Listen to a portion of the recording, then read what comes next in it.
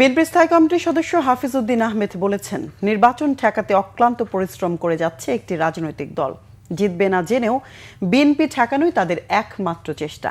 আর স্থায়ী কমিটির আরেক সদস্য আমির খসরু মাহমুদ চৌধুরী বলেছেন, শেখ হাসিনা পালিয়ে যাবার পর জনগণের মনোজগতে যে পরিবর্তন এসেছে তা বুঝতে ব্যর্থ হলে যে কোনো রাজনৈতিক দলের ভবিষ্যৎ অন্ধকার।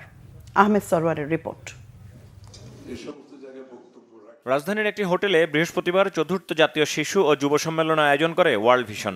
এতে বিএনপি স্থায়ী কমিটির সদস্য আমির খসরু মাহমুদ চৌধুরী বলেন, সবাইকে ডাক্তার ইঞ্জিনিয়ার হতে হবে, এ ধারণা থেকে বেরিয়ে আসতে হবে।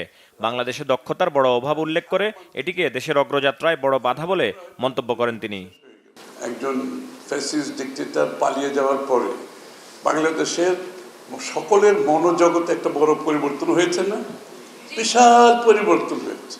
যদি এই প্রত্যাশা যে মনোজগতের যে পরিবর্তন হয়েছে, যে সমস্ত রাজনীতিবিদ, যে সমস্ত রাজনৈতিক দল এই মনোজগতের পরিবর্তন বুঝতে পারবে না, এই প্রত্যাশা আকাঙ্ক্ষা বুঝতে পারবে না, তাদের কোনো ভবিষ্যৎ নেই।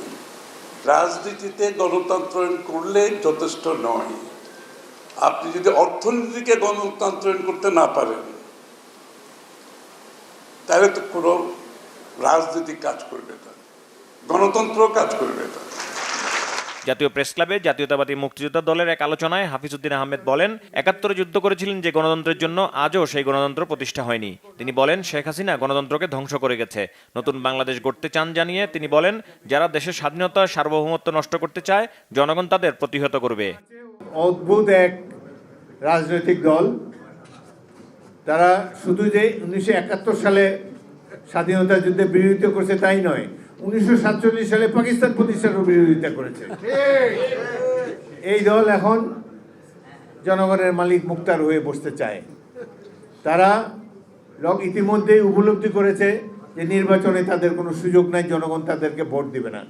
তাদের এখন একমাত্র চেষ্টা হলো বিএনপি ঠেকাও, বিএনপি যেন রাষ্ট্র ক্ষমতায় না আসতে পারে। সুতরাং নির্বাচনী আর দরকার নেই, নির্বাচনকে বিলম্বিত করার জন্য তারা অক্লান্ত পরিশ্রম করে যাচ্ছে। আলোচকরা বলেন, দেশের মালিক জনগণ, দেশ কিভাবে চলবে নির্বাচনের মধ্য দিয়ে ঠিক করবে তারাই। কোন দেশ শেখ হাসিনাকে, তার মতন একটা ক্রিমিনালকে সসম্মানে দিল্লিতে রেখেছে? আহমেদ সরওয়ার, বাংলা ভিশন, ঢাকা।